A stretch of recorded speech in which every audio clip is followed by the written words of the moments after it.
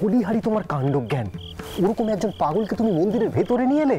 যাও যাও, তাড়াতাড়ি ওকে বাইরে নিয়ে যাও, ওর খাবার ব্যবস্থা আমি বাইরে করছি, যাও। ও মা, ও কি কথা কইছো মল্লিক মশাই?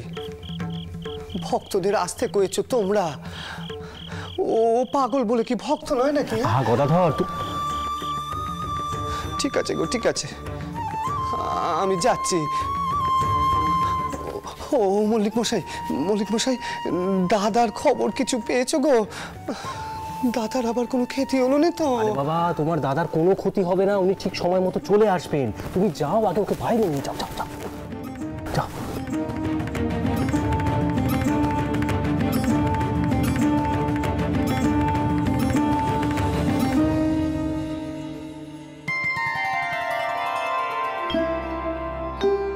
কি গো, তোমার কোনো কষ্ট হচ্ছে না তো?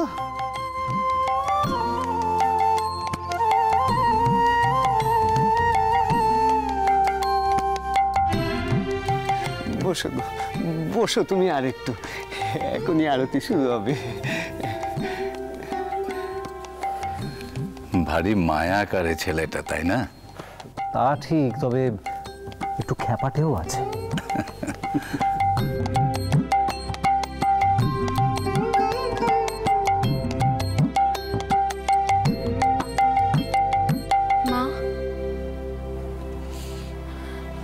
মার কতক্ষণ অপেক্ষা করবে?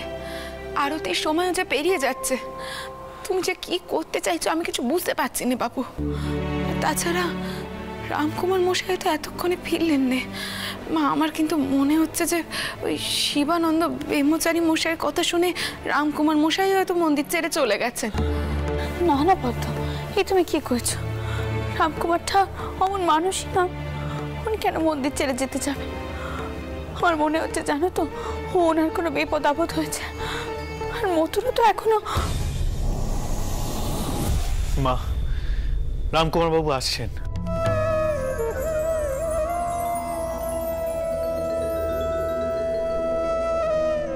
উনি শিবানন্দ ব্রহ্মচারী মহাশয়ের কাছেই গেছিলেন।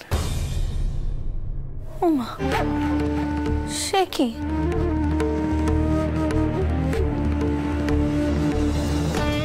ক্ষমা করবেন রানীমা, আমার আসতে একটু দেরি হলো।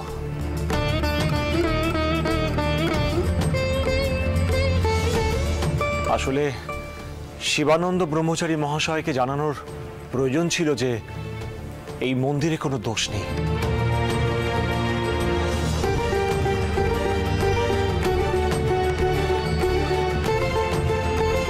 এই মায়ের ধাম, মায়ের ধামে কোনো দোষ থাকতেই পারে না।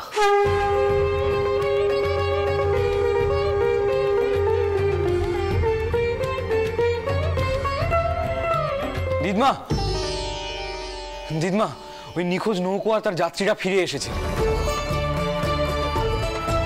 গোপাল, কি কইছো কি তুমি বাবা? জয় মা, জয় মা ভবতার। আমি জানতাম তুমি তোমার মহিমে দেখাবে।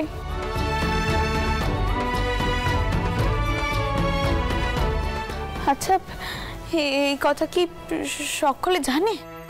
জানবেন মা, জানবেন। রামকুমার বাবুর দৌলতে সকলেই জেনেছেন।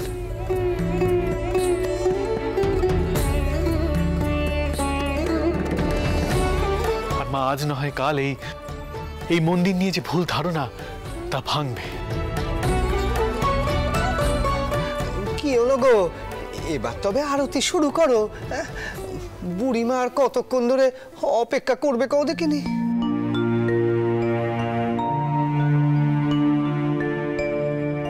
রানীমা,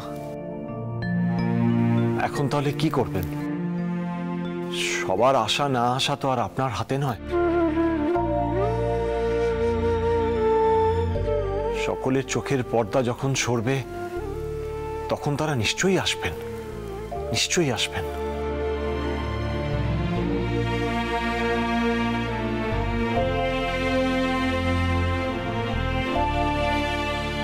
আসবে আসবে, সবাই আসবে।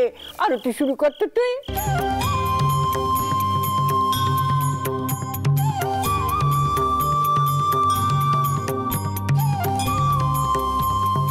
আপনি আরতি শুরু করুন রামকুমারটা। আমি দেখি মায়ের আরতি শেষ হতে হতে মায়ের জয়ের ধ্বনি দিতে দিতে মায়ের ভক্তরা আসে কিনে।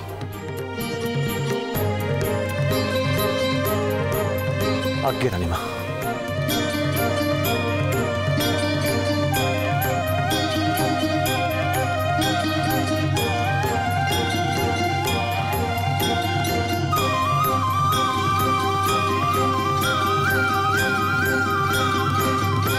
মা, তোমার আদেশেই এই মন্দির প্রতিষ্ঠা হয়েছে মা।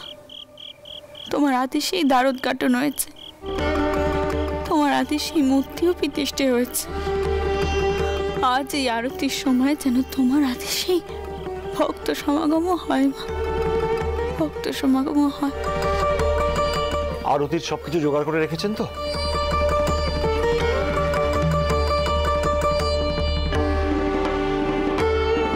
এবার আরতি শুরু করব। দিন।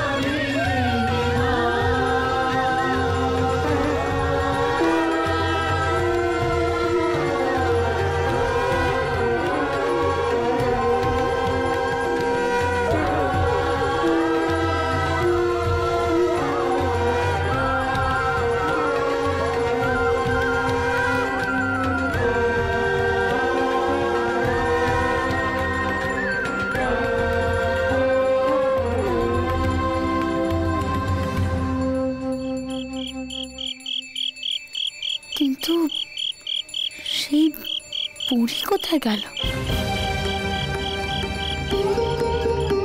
কোথাও তো তাকে দেখতে পাচ্ছি না। সেই তো কইল সকলে আসবে, কিন্তু সে গেল কোথায়?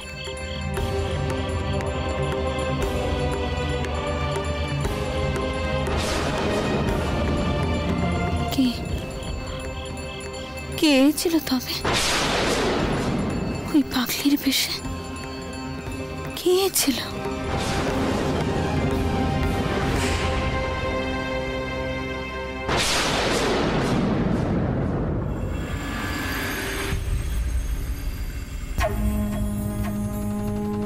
দাদু, শুনলাম নিখোঁজ হয়ে যাওয়া তীর্থযাত্রীরা নাকি আবার ফিরে এসেছে। তারা নাকি আবার আরতি দেখতেও গেছিল। এবার তো 6 আনার জমিদার বাবু আরো বিপদে পড়ল। মিশুবাবু তো ওনাকে একেবারে শেষ করে দেবে এবারে।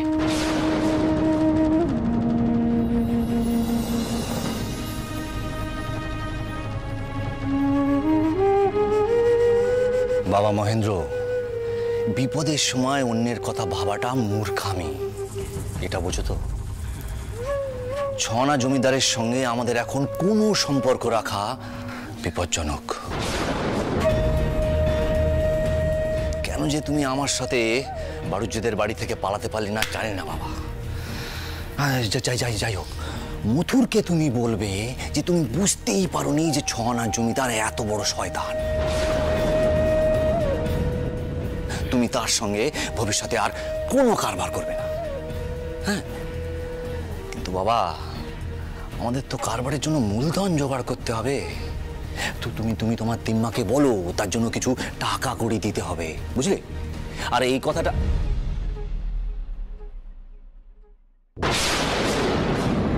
মহেন্দ্র, কথাখানা মাথায় রেখো বাবা। হ্যাঁ, আর আমি অন্দরে গেলাম। হ্যাঁ,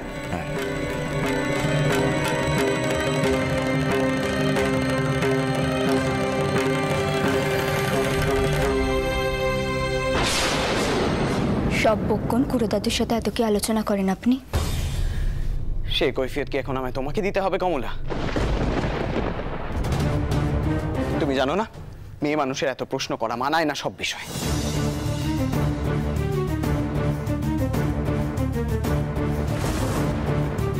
যা করছিলে করো।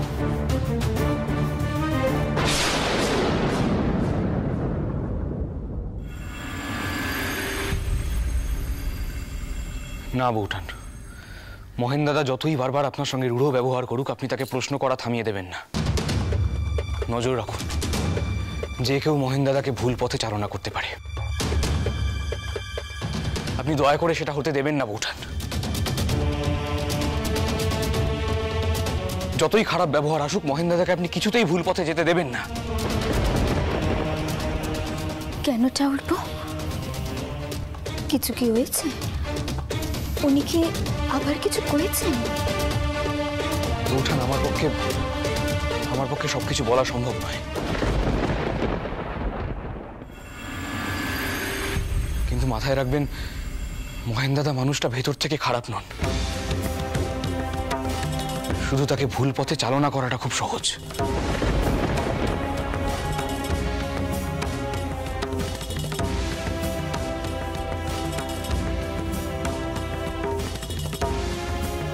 কে কাকে ভুল পথে চালনা করলো ভূপাল?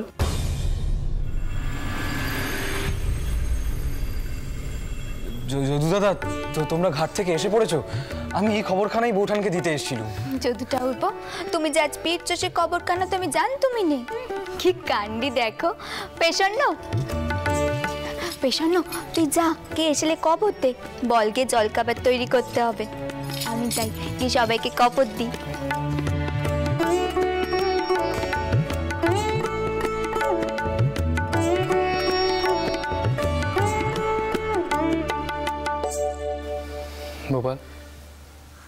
গোপাল, হ্যাঁ, মহেন দাদাকে নিয়ে কোনো সমস্যা হয়েছে নাকি রে?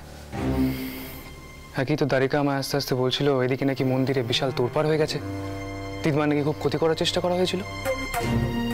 গোপাল, তুমি সত্যি করে বল তো, মহেন দাদা এসবের মধ্যে কোনোভাবে?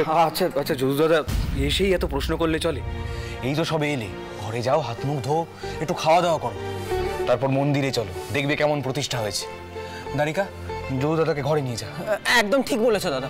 যদু দাদা, আগে ভেতরে চলো তো দেখি, কতখানি পথ এলে। দাদা, যদু দাদার মালপত্র নিয়ে লোক এলে ভেতরে পাঠিয়ে দিও, কেমন? আরে চলো যদু দাদা, চলো চলো চলো চলো।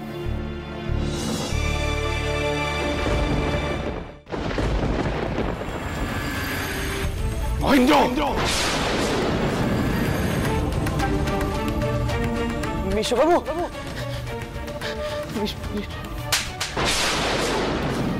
আমি জানতাম তুমি একখানা ষড়যন্ত্র করছিলে, কিন্তু এই ষড়যন্ত্র যে এই আকারে আমি বুঝিনি। আপাতত আমি এই বিষয় নিয়ে কারোর সাথে কথা বলবো না, কেউ কিছু জানতে পারবে না। কিন্তু আমার নজর তোমার উপর থাকবে মহেন্দ্র।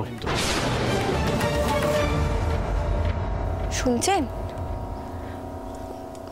কইছিলাম শুনুন নে। দিদি শুধোচ্ছিল আপনি জলখাবার কানে কে বেরোবেন তো।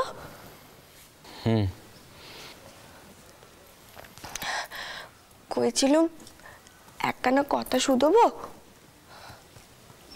পার্শ্বর চাউর কি কিছু করেছেন? আসলে দিদির এমনি হাজার সমস্যা, দিদির ওপর কোনো বিপদ আসবে না তো? যদি কিছু বলারই থাকতো তাহলে তো বৌঠানকেই বলতে পারতো। আপনাকে আবার এসব নিয়ে ভাবনা চিন্তা করতে কে বলল?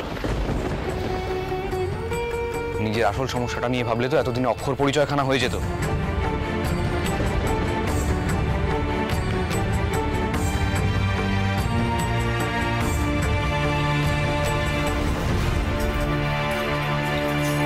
বিষণ্ণ, এই বিষণ্ণ কি হয়েছে তোদের? তোর বাবা রাগারাগি করছে কেন? আচ্ছা দিদি, আমি নেক পড়া জানি না বলে কি আমার সঙ্গে দুখানা কথাও কওয়া যায় না?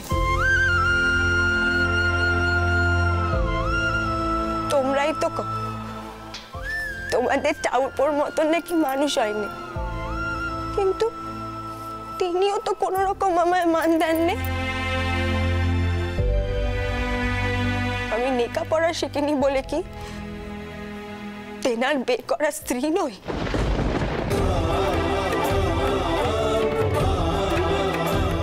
বিষণ্ণ,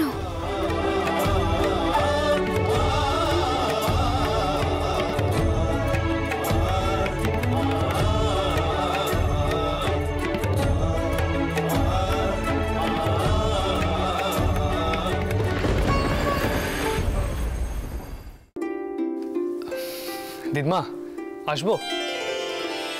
বাবা যদু, এসো এসো এসো। থাক বাচ্চা থাক, বসো। এত বড় করে দক্ষিণেশ্বর মন্দির উদ্বোধন হলো, তুমি শুধু সেখানে ছিলেন, আমার কিন্তু খুব খারাপ লেগেছে। আচ্ছা, শালবেরের খবর কি? সেখানে সমস্যা মিটেছে তো? হ্যাঁ দিদমা, সমস্ত সমস্যা মিটেছে। আমি ভাবলাম এদিকে তো অনেকে রয়েছে, কিন্তু ওদিকটা সামাল দেওয়ার কেউ নেই, তাই দিদমা আমি ওদিককার সমস্ত সমস্যার সমাধান করেই ফিরেছি।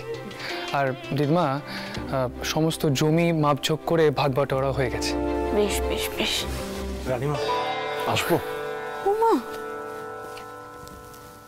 আসুন আসুন আসুন, ভেতরে আসুন। কিন্তু আপনি এখন জানবাজার বাড়িতে? বলছি মন্দিরে কোনো আবার গোল বাঁধেনি তো? আগে না না রানীমা, না না, আসলে কাল দ্বারোদ্ঘাটনের আরতির সময় ওই নিখোঁজ হয়ে যাওয়া ভক্তরা এসেছিলেন, তারা একবার আপনার সঙ্গে দেখা করতে চেয়েছিলেন, তাই তাদেরকে নিয়ে এসেছি।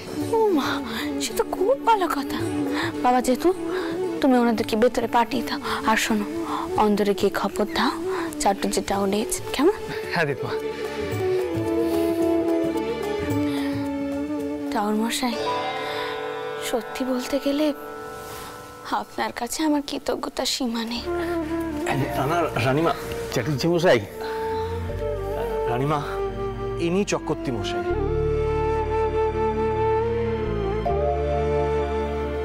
রানীমা, এদের নৌকোই নিখোঁজ হয়ে গেছিল। হঠাৎ এরা একখানা আলো দেখে ঘন কুয়াশার মধ্যে, তারপর এদের আর কিছু মনে নেই।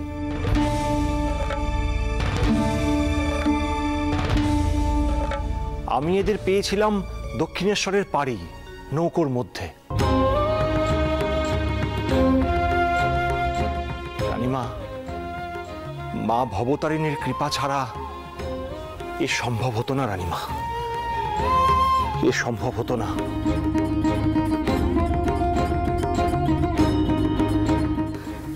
তিনি উদ্ধার করেছেন আপনার মান সম্মান এদের সকলকে। আপনার ভক্তির জোরের সামনে সবকিছু মিথ্যে হয়ে গেছে রানীমা, সবকিছু মিথ্যে হয়ে গেছে।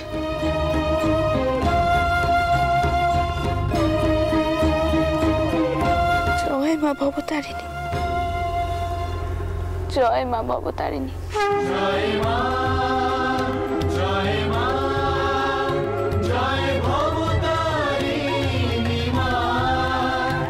মাগো, মন্দির নেই যে সকলের মনের মধ্যেকার ভয় কেটেছে, এই তো অনেক মা, এই তো অনেক। তুমি কি পে করেছো, কি পে করেছো?